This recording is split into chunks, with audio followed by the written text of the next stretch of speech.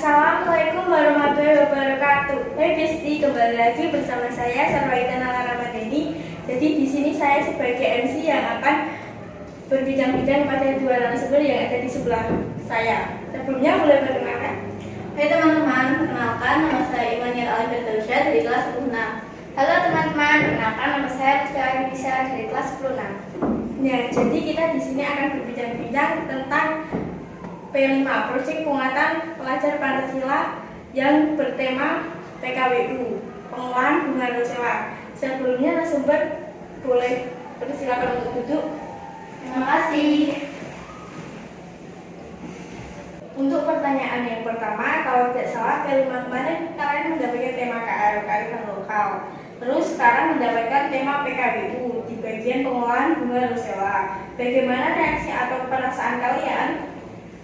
Saya pikir awalnya KWI bakalan lebih mudah dari KL, ternyata malah lebih bingung dan pusing karena di sini kan kita dapat bunga Rosella, sedangkan di daerah sekitar sini bunga Rosella itu jarang banget ditemui.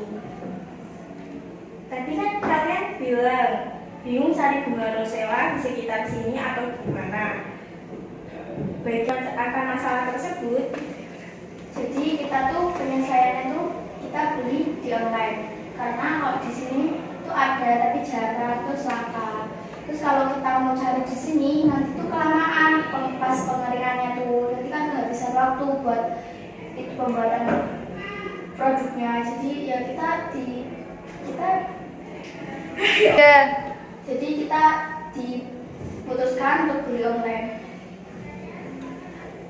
manfaat dari bunga Rosella itu sendiri apa sih kalau boleh tahu? Yang saya tahu itu bisa menurunkan diabetes, terus bisa mencegah stres, menambah daya ingat, terus menurunkan tekanan darah juga. Dan juga bisa melancarkan menstruasi bagi perempuan. Wah, ternyata banyak sekali ya manfaat yang baik untuk tubuh. Dari bunga Rosella itu kalian jadikan produk apa saja? Produk yang kita jualkan itu ada sirup, terus ada jelly strawberry, terus ada es lilin, selai, dan es siap saji. Tapi yang paling unik menurut kita itu dari selainya sih. Mengapa kalian menganggap selai ini menjadi salah satu produk yang unik? Karena pas pembuatannya tuh kita ambil bunganya tuh dari sisa buatan sirupnya itu.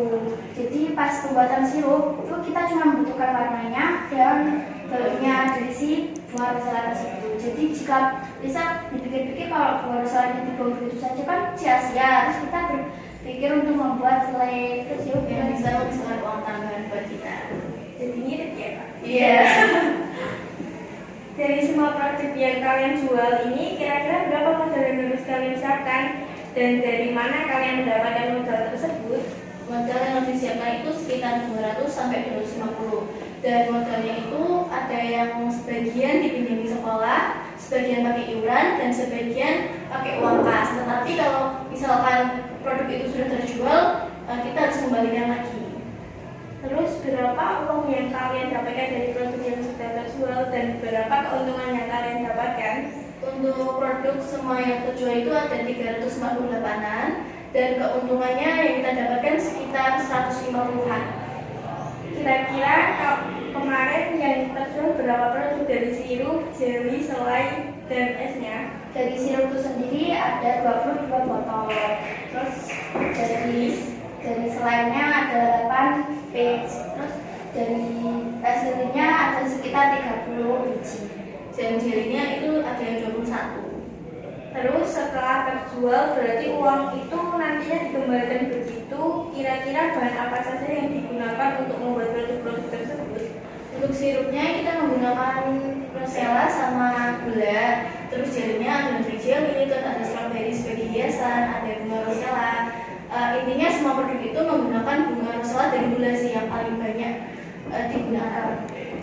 Saat proses ini berlangsung, apa saja kendala-kendala yang terjadi? Kendalanya tuh ya itu banyak kekurangan dari bunga Rosella itu sendiri. Soalnya di sini kan juga langka. Terus kemarin kan kita beli online, terus itu juga dibagi-bagi jadi 3 kelas. Nah, jadi kita pas mau hari-harinya tuh kan kita kehabisan. Ya, sedikit cerita. Jadi waktu mendekati hari H itu kita kehabisan bunga Rosella. Dan bunga Rosella itu datang 1 hari sebelum kita market day. Jadi waktu itu kita lembur buat menyelesaikan semua produk-produk yang akan dijual. Wah, banyak juga ya. Ya. Terus bagaimana cara kalian bersaing untuk menarik pelanggan agar membeli dagangan kalian? Padahal kan 3 kelas itu mendapatkan tema dan produk yang sama untuk dijual. Caranya kita nggak masalah. Iya. Untuk sirup yang kalian jual, adakah resep rahasianya yang membedakan dengan produk kelas lain? Ya, rasanya itu kan kita membuatnya dengan cinta, dengan sayang, terus kita dengan ikhlas, itulah semuanya. Terus juga ada resep terrahasia atau resep tersembunyi lah, cuma ya itu Ya, kita sesuai takaran yang mungkin guru-guru udah ngasih ke kita. Untuk 250 air kita membutuhkan 200 gram gula, terus sama 10 gram bunga rosanya sendiri. Ternyata kita sudah berbincang cukup banyak juga ya untuk terakhir ini. Kira-kira hal positif apa yang kalian dapatkan dari proyek ini dan apa yang akan kalian tinggalkan untuk proyek selanjutnya? Kalau yang positif yang kita dapatkan atau kalau kita dapatkan pastinya kita belajar sebagai wirausaha itu bagaimana.